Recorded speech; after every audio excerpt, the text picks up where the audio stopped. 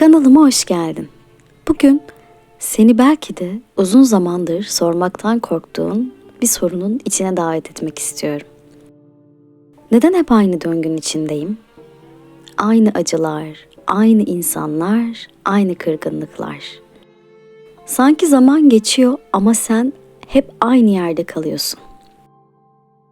Bir şeyleri değiştirmek için çabalıyorsun, dua ediyorsun, düşünüyorsun, belki yazıyorsun. Ama sonra bir bakıyorsun, aynı sahnenin içinde yeniden oynamaya başlamışsın. Bu döngü neden bitmiyor? Gerçekten kader mi seni aynı noktaya getiriyor? Yoksa sen mi aynı kapının önünde bekliyorsun? Bugün bu sorunun cevabını hem ruhun hem aklın diliyle arayacağız. Hem tasavvufun derin hikmetine hem de stoacı bilgelik dediğimiz o sade, keskin farkındalığa dokunacağız. Tasavvuf der ki, sen neyi görüyorsan o sensin. Yani hayatın senin iç dünyandaki bir aynadan ibarettir. Eğer aynı acıyı tekrar tekrar yaşıyorsan, bu dış dünyadaki bir lanet değil, iç dünyandaki bir dersin henüz tamamlanmadığı anlamına gelir. İbn Arabi'nin bir sözü var. Kişi kendini bilmedikçe Rabbini bilemez. Bu söz sadece teolojik bir öğreti değildir. Aynı zamanda bir bilinç yasasıdır. Sen kendindeki kalıpları tanımadıkça dış dünyadaki olayları anlamlandıramazsın. Zihnin geçmişte yaşadığın bir duyguyu tamamlayamadığında onu tekrar sahneye çağırır. Bu bazen bir ilişki olur, bazen bir kayıp, bazen bir korku. Zihnin sana der ki, burada bir şey yarım kaldı. Bunu anlayana kadar tekrar edeceğim. Modern psikoloji buna tekrarlama zorlantısı der. Stoacılık ise daha net söyler. Kontrol edemediğini değil, nasıl tepki verdiğini yönet. Yani dış dünyayı değiştirmeye çalışırken tıkanıyorsan, belki de asıl değişmesi gereken dışarısı değil, içerisidir. Tasavvufta insanın içinde 7 nefs mertebesi olduğu söylenir. Her mertebe bir farkındalık seviyesidir. Ve her mertebede insan aynı sınavı farklı biçimlerde yaşar. Örneğin 1. mertebede kişi öfkesini bastıramaz. 2. mertebede öfkesini fark eder ama hala haklı çıkmaya çalışır. 3.'de susmayı öğrenir. 4.'de ise affetmeyi. Ama 5. mertebede artık o öfke sahnesi hiç gelmez. Çünkü ders tamamlanmıştır. Senin döngün de bu şekilde işler. Belki aynı kişiyi değil ama aynı duyguyu farklı yüzlerde görürsün. Çünkü mesele kişi değil, içindeki eksik olan farkındalıktır. Mevlana der ki, bir şeyi anlamadan geçersen o sana yeniden gelir.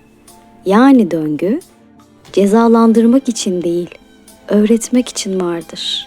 Hayat seni cezalandırmaz. Sadece aynı kapıyı gösterir. Ta ki sen neden oradayım diye sormaya cesaret edene kadar. Stoacılar der ki, olaylar değil, onlara ait düşüncelerimiz bizi sarsar. Epiktetos'un bu cümlesi 1000 yıl sonra bile hala insan ruhuna dokunuyor. Çünkü döngünün asıl gücü dışsal olaylarda değil, içsel yorumlarda saklı. Sen birine kızdığında aslında o kişiye değil, kendi sınırlarını aşamamana öfkelenirsin. Sen bir şeyden korktuğunda aslında geleceğe değil, kendine olan güvensizliğine tepki verirsin. Stoacılık bize duyguları bastırmayı değil, duyguların efendisi olmayı öğretir. Yani hisset ama teslim olma. Sarsıl ama devrilme. Gör ama hükmetme. Tasavvuf da aynı şeyi söyler ama başka kelimelerle. Nefsini bilen Rabbini bilir. Bu demektir ki Duyguların aslında senin en büyük öğretmenindir. Kaçtığın şey seni özgürleştirecek olanla yüz yüzedir. Modern nörobilim der ki, beyin alışkanlık döngüleriyle çalışır. Bir düşünceyi ne kadar tekrarlarsan o kadar güçlenirsin. Buna nöral yolların pekişmesi denir. Yani sürekli ben hep aynı şeyleri yaşıyorum dediğinde aslında beynine bu inancı kodluyorsun. Ruhun, bilincin enerjisiyle aynı frekansa giriyor. Sen farkında olmadan o döngüyü kendine çağırıyorsun. Ama güzel haber şu. Her döngü farkındalıkla kırılabilir.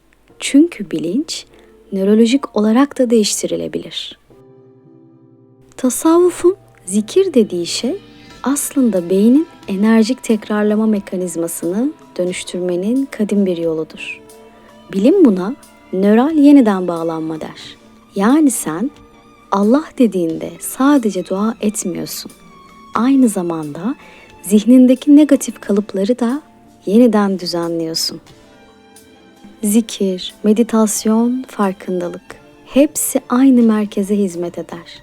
Bilinci yeniden hizalamak. Bir döngüden çıkmanın yolu onunla savaşmak değil, onu görmektir. Çünkü gördüğün şey artık seni yönetemez. Tasavvufta buna şuhud hali denir.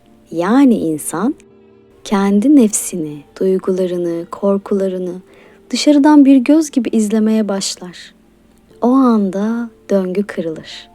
Çünkü artık sen oyuncu değil, seyircisin. Marcus Aurelius der ki, kendini doğanın bir parçası olarak gör. O zaman hiçbir şey sana karşı olamaz. Yani kader senin düşmanın değil, öğretmenindir. Ruhun öğrenmesi gereken her şeyi yaşatarak büyür. Senin görevin direniş değil, idraktir. Mevlana şöyle der, dert insana yol gösteren bir rehberdir. Yani döngü senin düşmanın değil, ışığının kapısıdır. Ruh bazen öğrenmek için aynı yola döner. Bu ceza değildir, bu evrimdir. Bir ruh aynı dersi binlerce şekilde alabilir. Her seferinde biraz daha derin, biraz daha bilinçli. Ve bir gün o dersi tamamen anladığında artık o olay hayatına hiç girmez. İşte o an kader dönmeyi bırakır. İbn Arabi der ki, her şey kendi hakikatini bulana kadar tekrar eder. Yani senin döngün aslında kendi hakikatini arayan bir ruhun sesidir. Ne zaman ki onu bastırmayı değil, dinlemeyi seçersin, o zaman döngü çözülür. Tasavvufta teslimiyet kelimesi yanlış anlaşılır. Teslim olmak vazgeçmek değil, direnmemektir. Hayatın akışına güvenmektir. Stoacılar buna doğanın yasasına uyum der. İkisi de aynı şeyi anlatır. Hayat senin için çalışıyor, sana karşı değil. Bir olay geciktiğinde o senin için hazırlanıyordur. Bir kapı kapandığında seni başka bir yöne yönlendiriyordur. Ama sen göremediğin için acı çekersin. Bazen dua edersin, cevap gelmez. Oysa cevap oradadır. Sadece senin bilincin henüz o frekansta değildir. Tıpkı radyo sinyali gibi. Doğru frekansa gelince ses berraklaşır. Belki de bütün bu döngüler sadece bir rüyanın sahneleridir. Ve uyanmak, o sahnelerin ardındaki anlamı görmektir. Senin ruhun sürekli hatırlamaya çalışıyor. Kimsin, neden buradasın, neyi tamamlamaya geldin? Her döngü seni biraz daha kendine yaklaştırıyor. Unutma, her şey senin için oluyor. Senin aleyhine değil, senin bilincin için. Mevlana'nın dediği gibi, her yara ışığın içeri girdiği yerdir.